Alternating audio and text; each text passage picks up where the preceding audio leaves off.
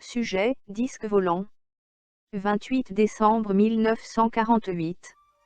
À 10 h aujourd'hui, l'agent spécial Willis Houston revint et déclara que censuré, un homme d'affaires de Houston, Texas, avait montré certaines photos prises par l'un de ses amis, censuré de censuré, Houston, Texas, et avait raconté que censuré volait avec un ami dans un avion privé de Californie à Houston, et qu'à un endroit à peu près à 30 000 à l'est de Lone Pine, Californie, des objets étendus sur le sol émettaient une très forte réverbération et qu'il allait rechercher pour déterminer ce qui pouvait être la cause de cette réverbération. Finalement, ils atterrirent et trouvèrent un objet qui pouvait être décrit comme ayant 8 pieds de diamètre, avec des ailes de 4 mètres de long. L'objet mesurait à peu près 1 pied d'épaisseur, et au centre ils virent comme une sorte de gyroscope. Les ailes apparemment étaient équipées avec une espèce de réacteur.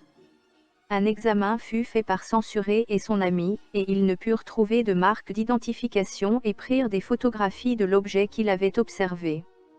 L'agent spécial Willis déclara qu'il avait informé le lieutenant censuré de l'AAF du terrain d'aviation de Ellington, et censuré et le représentant de l'armée à Houston, concernant l'objet en question et que censuré serait interrogé ce matin au bureau de Houston, avec le lieutenant censuré étant présent. Le lieutenant censuré désira que la déclaration soit prise par un sténographe, et qu'il fournira le sténographe dans ce but. J'ai donné des instructions à l'agent spécial Willis pour qu'il se procure des renseignements complets sur le sujet, par lettre spéciale aéropostée, incluant une copie des photographies. De plus, je lui ai demandé qu'il donne les mêmes renseignements au bureau approprié, car incontestablement le bureau voudra se défaire de cette chose. Après notre conversation, j'ai téléphoné à nouveau à l'agent spécial Willis, et lui ai demandé de s'assurer de la présence d'un agent du bureau au moment où cet objet sera examiné par les forces armées de l'air, et qu'il fasse les arrangements appropriés avec le bureau de Californie pour voir si un agent sera présent. Je lui ai demandé de m'informer des évolutions. 31 mars 1950.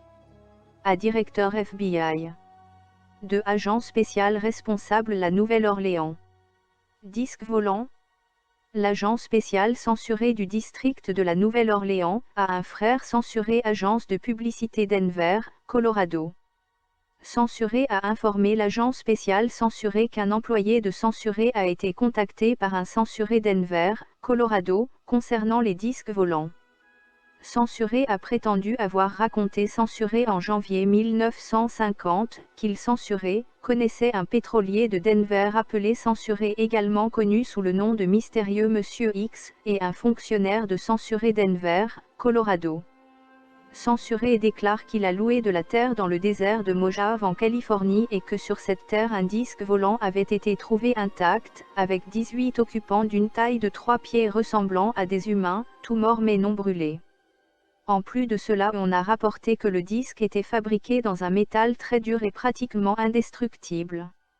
Censuré a dit avoir montré un poste de radio à censuré prétendant être un souvenir du disque spatial. Selon censuré a été raconté cette histoire 3 mois avant janvier 1950, et il a dit avoir informé censuré de cela des semaines avant la sortie d'un article sur un disque volant publié dans True Magazine, et un autre par Frank Scully publié dans Variety Magazine en janvier 1950. Censuré a prétendu avoir reçu la visite de Donald Kay, auteur de l'article de True Magazine. D'autres informations ont été données. Censuré avait colporté cette histoire si imaginative à Denver qu'il a prétendu avoir eu des appels téléphoniques de Washington, D.C. et du FBI qui l'ont prié de garder l'information pour lui et qu'ensuite, il est devenu mystérieux à propos de ce sujet dans son entier. On a noté qu'une publicité considérable concernant ces disques a été faite à Denver et dans les autres journaux. Cette information est fournie au bureau et aux autres agences mentionnées dans des buts informationnels. Central Intelligence Agency CIA. Bureau des renseignements scientifiques. Analyse censure de la technologie d'un aérodyne lenticulaire. Censure. 30 octobre 1950. Mise en garde. Ce document contient des informations critiques. concernant la défense nationale des États-Unis. Repris au titre 18, sections 793 et 794 du Code des U siècles. Sa transmission ou la révélation de son contenu, ou sa réception par une personne non autorisée sont prohibées par la loi. Analyse technologique des débris d'un aérodyne lenticulaire provenant de Corona et de Oscurapi. Conclusion. L'analyse qui suit couvre les domaines de A. Dynamique de vol. B. Centrale d'énergie et propulsion.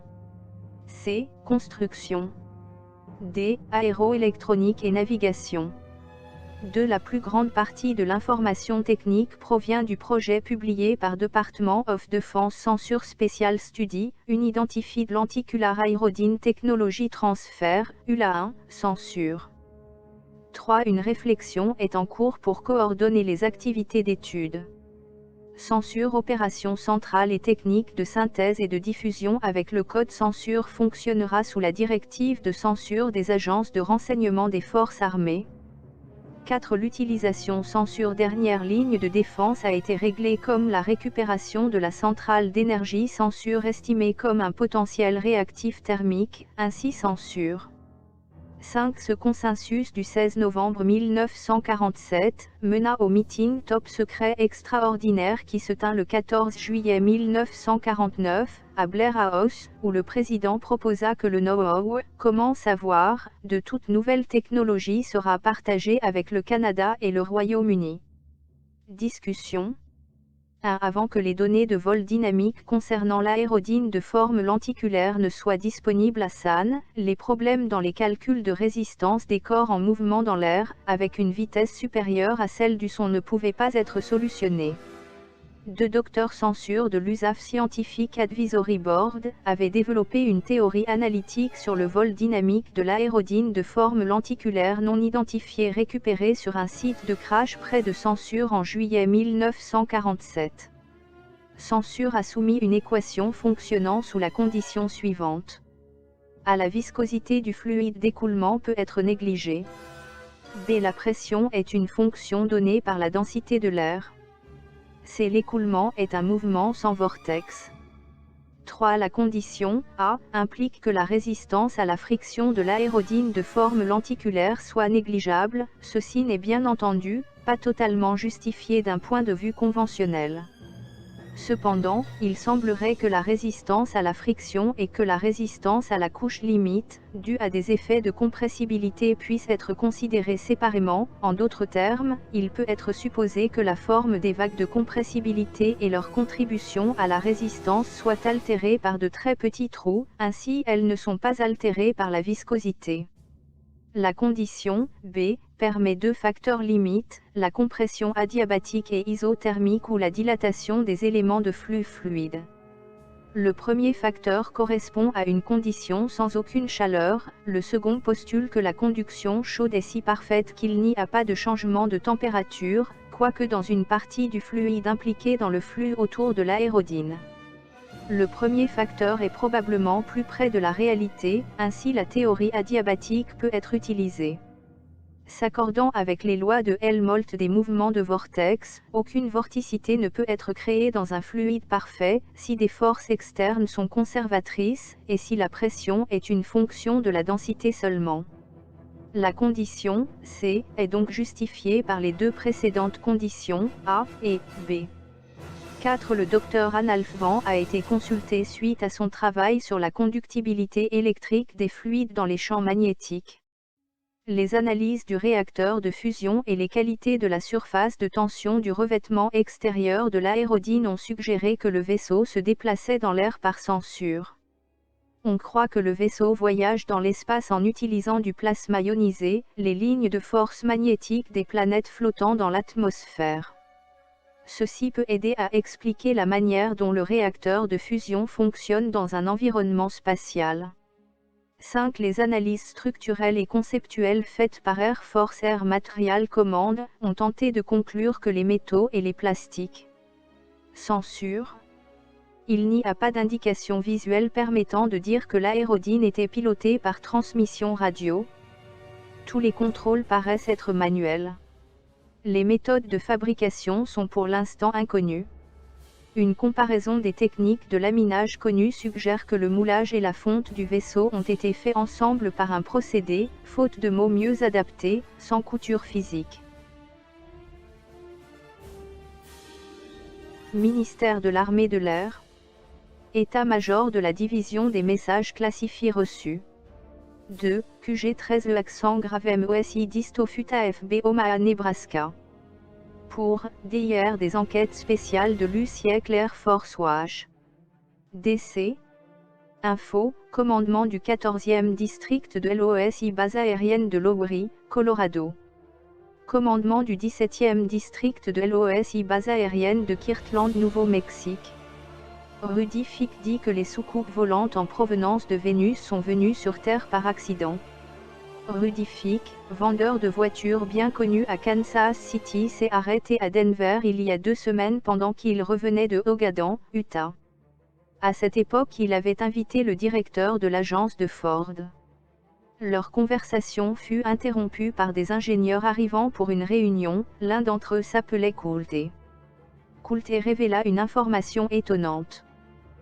Coulter déclara qu'il s'invita dans une station de radar près des frontières du Nouveau-Mexique et de l'Arizona, et tandis qu'il était là, il vit 2 de l'un des plus grands secrets, des soucoupes volantes. Détail du rapport. L'information contenue dans le rapport 6 juin est issue de l'article qui a paru dans le journal L'Écho de Viandotte, Kansas City, Kansas, le 6 janvier 1950. Des 2 soucoupes volantes, l'une était très endommagée et l'autre était presque complètement intacte.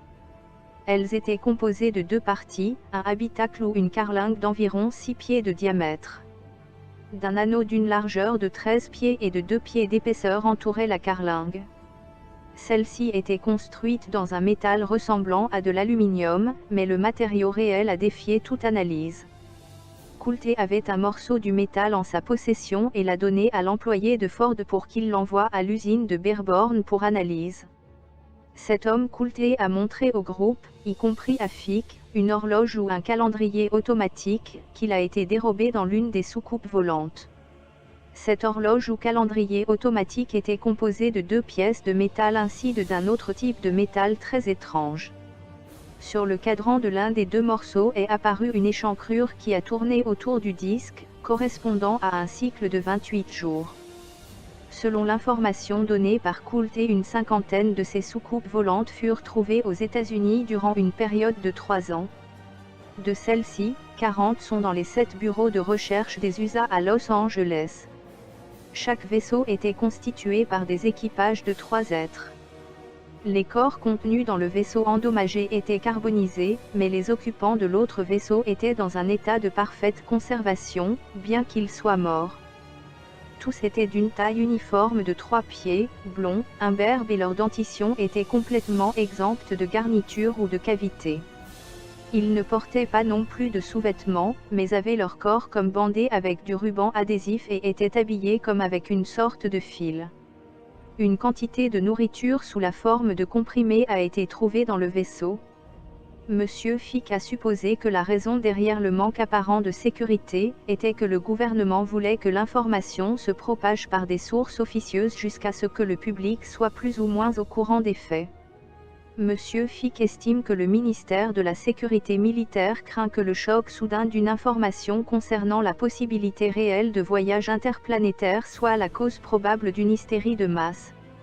Fick est bien connu localement et a un certain nombre d'amis au journal L'Étoile de Kansas City. Le district 13 de l'OSI, Office of Special Investigation, interrogera Fick et mènera une enquête complémentaire au journal L'Étoile de Kansas City. Coulter n'a pas été identifié, mais peut être contacté par l'agence Ford de Denver. Action, des copies pour information sont envoyées aux districts 14 et 17 de l'OSI pour action. Le rédacteur de l'Étoile de Kansas City a déclaré que quand ils se rendirent compte de cette histoire, ils n'ont pas osé la publier dans le journal car elle paraissait trop fantastique.